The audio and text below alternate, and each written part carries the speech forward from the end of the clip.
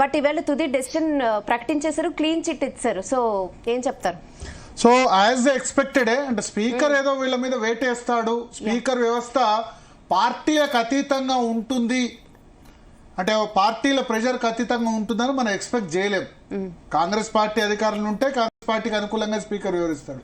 బీఆర్ఎస్లో ఉన్నప్పుడు పోచారం శ్రీనివాస్ రెడ్డి బీఆర్ఎస్కి అనుకూలంగా వివరించాడు. అందరూ ఒకటేసారి ఫిరాయించలేదు. అప్పుడు అందరూ ఒకటేసారి కాకుండా వేరువేరు సమయంలో వాళ్ళు పార్టీ మారితే వాళ్ళందరినీ తీసుకొచ్చి కాంగ్రెస్ శాసనసభ పక్షం, జాతీయ పార్టీ శాసనసభ పక్షాన్ని తీసుకొచ్చి బీఆర్ఎస్ శాసనసభ పక్షంలో విలీనం చేశాడు.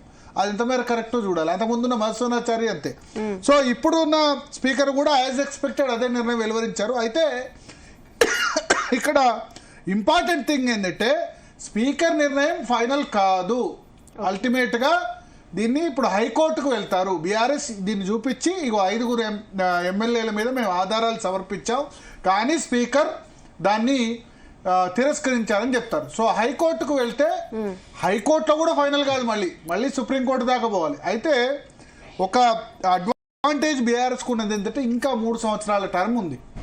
హైకోర్టు సుప్రీంకోర్టులో జనరల్గా ఇటువంటి కేసు వచ్చినప్పుడు ఆల్రెడీ స్పీకర్ డిసిజన్ ఒకటి తీసుకున్నారు కదా, ప్రిలిమినరీ కాదు కదా. మేబీ హైకోర్టు ఒక 2-3 నెలల్లో దీని మీద నిర్ణయం తీసుకుంటే ఎవరికి అనుకూలంగా వచ్చినా, బీఆర్ఎస్కి అనుకూలంగా వస్తే ఎమ్మెల్యేలు సుప్రీంకోర్టు పోతారు, ఎమ్మెల్యేలకు అనుకూలంగా వస్తే బీఆర్ఎస్ సుప్రీంకోర్టు పోతుంది. ఫైనల్గా ఇది తెలియదు సుప్రీంకోర్టులో. కాకపోతే ఇంతకుముందు ఏం జరిగేది, సురేష్ రెడ్డి హయాంలో లేకపోతే మధుసూదనాచారి హయాంలో, పోచారం శ్రీనివాస్ రెడ్డి హయాంలో వాళ్ళ సభ టర్మ్ అయ్యేంత వరకు కూడా వాళ్ళు ఏం తెలిసేవాళ్ళు కాదు. ఇప్పుడు సుప్రీంకోర్టు ఒత్తిడితో సుప్రీంకోర్టు ఏం చెప్పింది, 3 నెలల్లోపు నిర్ణయం తీసుకోవాలని గతంలో చీఫ్ జస్టిస్గా పనిచేసిన బిఆర్ గవాయ్ ఏదైతే ఆయన తీర్పు ఇచ్చారో ఆ తీర్పు వల్ల ఇప్పుడు గడ్డం ప్రసాద్ కుమార్ ఇప్పటి స్పీకర్ ఇంత త్వరగా తీర్పుని ఇవ్వాల్సి వచ్చింది. త్వరగా అని ఎందుకంటే అంటే అక్టోబర్ 30th అయినా ఆయన ఇవ్వలేదు. ఇవ్వకపోతే మళ్ళీ నవంబర్ 17న విచారణకు వచ్చింది సుప్రీంకోర్టులో. కంటెంప్ట్ పిటిషన్ బీఆర్ఎస్ దాఖలు చేసింది. Court ధిక్కరణ petition. కోర్టు చెప్పినా సరే 3 నెలల్లో తీర్పు ఇవ్వలేదు, ఇంకా టైం అడుగుతున్నారని చెప్పేసరికి సుప్రీంకోర్టు ఆగ్రహం వ్యక్తం చేసింది. చీఫ్ జస్టిస్ ఏమన్నారంటే నవంబర్ 17వ తేదీన న్యూ ఇయర్ మీరు ఎక్కడ గడపాలనుకుంటున్నారు, జైల్లో గడపాలనుకుంటున్నారా లేదా తీర్పిస్తారా? అండ్ ఒక స్పీకర్కు సుప్రీంకోర్టు ఏం చెప్పిందంటే ఈ విషయంలో స్పీకర్కు ఇమ్యూనిటీ లేదు. ఇమ్యూనిటీ అంటే స్పీకర్ లేకపోతే శాసనసభ వ్యవహారాలకు సంబంధించి శాసనసభలో ఫ్లోర్ ఆఫ్ ది హౌస్ మాట్లాడే మాటల్ని కోర్టు కూడా ఏం తప్పుపట్టలేదు. అయితే ఈ ఫిరాయింపు ఎమ్మెల్యేల విషయంలోకి వచ్చేసరికి స్పీకర్కు ఎటువంటి రాజ్యాంగ రక్షణ లేదని సుప్రీంకోర్టు స్పష్టం చేసింది.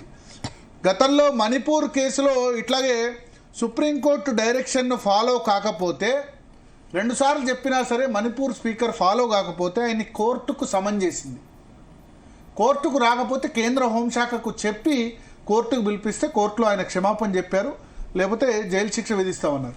సో ఇండైరెక్ట్గా ఆ కేసును గుర్తు చేస్తూ సుప్రీంకోర్టు ఏం చెప్పిందంటే స్పీకర్ మీరు ఎక్కడ గడపాలనుకుంటున్నారు, మేము చెప్పినా సరే 3 నెలల్లో తీర్పు ఇవ్వలేదా, ఇంకా ఎందుకు ఆలస్యం చేస్తున్నారంటూ ఆగ్రహం వ్యక్తం చేసి అప్పుడు నవంబర్ 17వ తేదీన నెల రోజుల్లోపు కంటెంప్ట్ నోటీస్ ఇచ్చింది. కోర్టు ధిక్కరణ నోటీసు స్పీకర్కి ఇచ్చింది.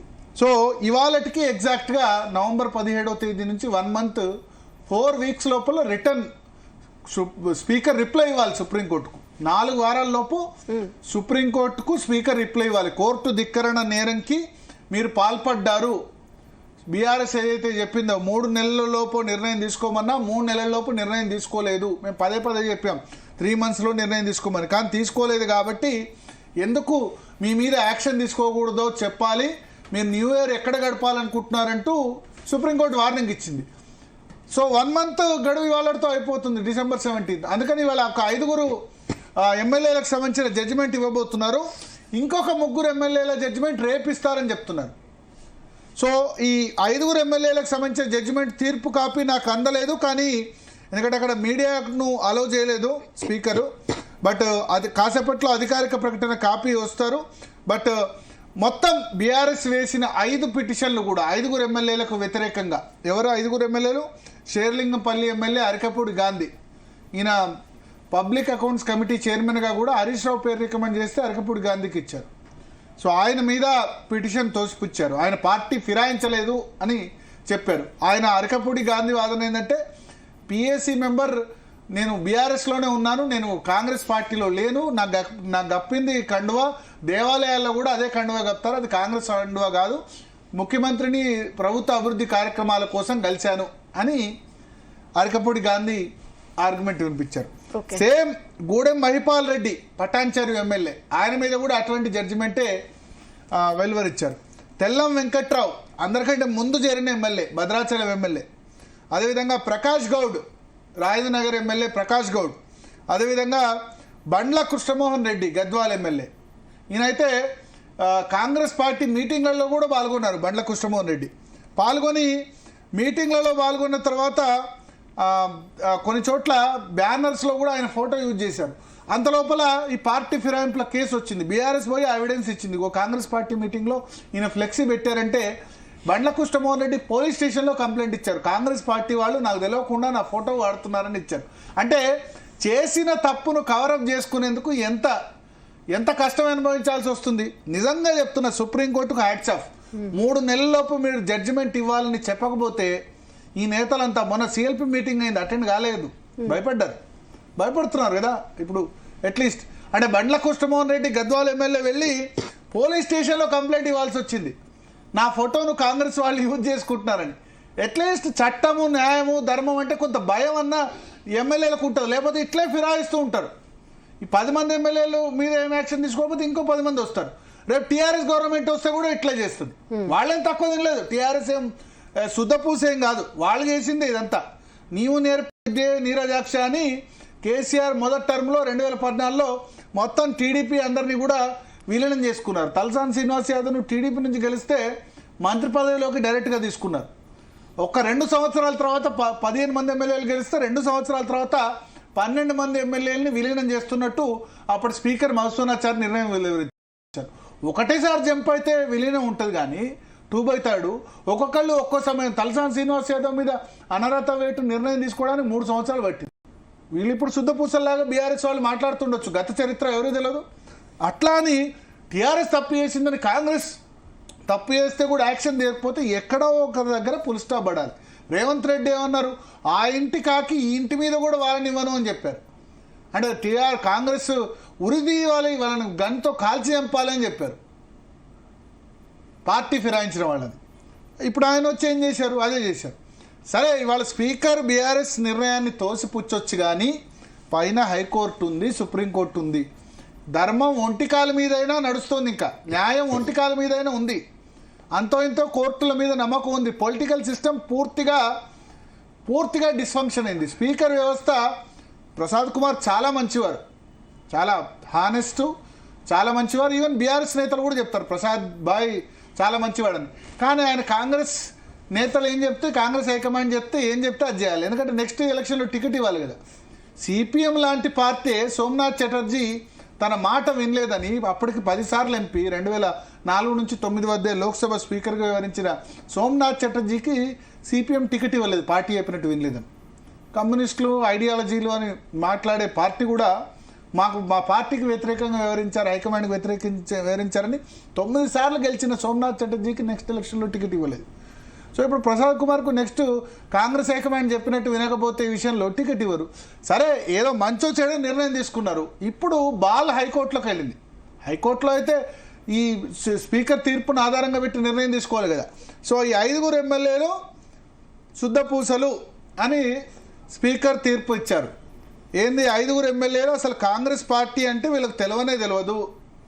కాంగ్రెస్ పార్టీ వాళ్ళు కప్పుకుంది కాంగ్రెస్ కండువా కాదు, 3 రంగుల కండువా, అది దేవాలయాల్లో కూడా కప్పుతారని చెప్పి స్పీకర్ తీర్పు ఇచ్చారు. అందరూ తెలుసు, చిన్న పిల్లాడిని అడిగినా వీళ్ళు కాంగ్రెస్లోకి జంప్ అయ్యారంటే జంప్ అయ్యారని చెప్తారు. వాళ్ళే చెప్పారు వాళ్ళ బయటలో. అయితే పూర్తికి తీర్పు కాపీ చూడాలి, ఇంకా తీర్పు కాపీ రాలేదు. మనం మాట్లాడదాం, మనతో పాటు అడ్వకేట్ శరత్ గారు జాయిన్ అవుతే మాట్లాడదాం, ఇంకా మోహిత్ రావు గారు కూడా బీఆర్ఎస్ తరపు న్యాయవాదితో మాట్లాడదాం. అదేవిధంగా కొరుట్ల ఎమ్మెల్యే పిటిషనర్ కల్వకుంట్ల సంజయ్ కూడా, కొరుట్ల ఎమ్మెల్యే ఎవరైతే బీఆర్ఎస్ తరపున పిటిషన్ వేశారో అనర్హత పిటిషన్, ఆయనతో కూడా వీళ్ళందరితో కూడా మనం మాట్లాడే ప్రయత్నం చేద్దాం. పిషేర్ వాళ్ళు కలిపే ప్రయత్నం చేయండి. అయితే తెల్లం వెంకట్రావు భద్రాచలం ఎమ్మెల్యే పొంగులేటి వర్గం నుంచి ఉన్న వ్యక్తి. ఆయన బీఆర్ఎస్లో జాయిన్ అయ్యారు. నిజానికి ఎన్నికల ముందే బీఆర్ఎస్ నుంచి కాంగ్రెస్లో జాయిన్ అయ్యి కాంగ్రెస్ పార్టీలో అక్కడ పొదం వీరయ్యకు టికెట్ వస్తుందని తెలియగానే మళ్ళీ బీఆర్ఎస్లో జాయిన్ అయ్యారు. ఎన్నికల ముందే టికెట్ ఇచ్చారు తెల్లం వెంకట్రావుకి. ఇచ్చిన పార్టీ గెలిచిన వెంటనే 3వ రోజో 4వ రోజో జాయిన్ అయిపోయినాడు తెల్లం వెంకట్రావు. సో నా ఉద్దేశంలో ఏంటంటే ఫిరాయింపు ఎమ్మెల్యేలకి తగిన శాస్త్రి జరగాల. ఇప్పుడు స్పీకర్ తీర్పు ఈ విధంగా రావచ్చు. స్పీకర్ తీర్పు ఇట్లే వస్తుందని నేను చెప్పాను ముందే. స్పీకర్ ఎట్లాగో వాళ్ళ మీద అనర్హత వేటు వేయడు, కానీ హైకోర్టుకు పోతే లేదా సుప్రీంకోర్టుకు పోతే వీళ్ళు చెప్పిన ఆర్గ్యుమెంట్ ఏంటంటే ఎమ్మెల్యేలు మేము కాంగ్రెస్లో జాయిన్ కాలేదు, రేవంత్ రెడ్డి వేసిన ఆ కండువా అని, ఇప్పుడు ఆ విజువల్స్ చూస్తే కనుక ఆ కండువా అన్నది 3 రంగుల కండువా మాకు బీఆర్ఎస్ శాసనసభాపక్షం కోసం అసెంబ్లీ ఆవరణలో కేటాయించారు ఒక రూమ్ని. ఆ రూమ్కి ప్రతి నెల మాకు కొంత కట్ అవుతుంది. పోయిన మార్చి వరకు కూడా 2025 మార్చి వరకు కూడా మాకు కొంత డబ్బులు కట్ అయ్యాయి కాబట్టి మేము బీఆర్ఎస్ ప్రాథమిక సభ్యత్వం ఉంది మాకు అని చెప్తున్నారు. ప్రాథమిక సభ్యత్వం ఉంటే కేసీఆర్ ప్లీనరీ పెడితే ఎందుకు పోలేదు? ఏప్రిల్ 2025లో సిఎల్పి మీటింగ్ అటెండ్ అయ్యారు. Congress party legislative party meeting కూడా అటెండ్ అయినారు. కాంగ్రెస్ పార్టీ మీటింగ్ అటెండ్ అవుతున్నారు, సర్పంచ్ గుర్తులు చేస్తున్నారు. అంటే అదేమంటారు, సరే అంటే ఏమంటారు, కళ్ళు మూసుకున్న న్యాయం లేదు అనడానికి ఇది ఒక ఉదాహరణ. ఇదంటే స్పీకర్ వ్యవస్థ ఎంత దారుణంగా తయారైందని చెప్పడానికి ఈ తీర్పు ఒక అద్భుతమైన ఉదాహరణ. సరే ఇక్కడ దొరకదు, హైకోర్టు సుప్రీంకోర్టు అయినా రేపు దొరకదా? భయపడ్డారు కదా మొత్తానికి. 3 నెలల్లోపు అన్నదాంతో నెక్స్ట్ అయితే ఎమ్మెల్యేలు జంప్ చేయడానికి భయపడతారు కదా.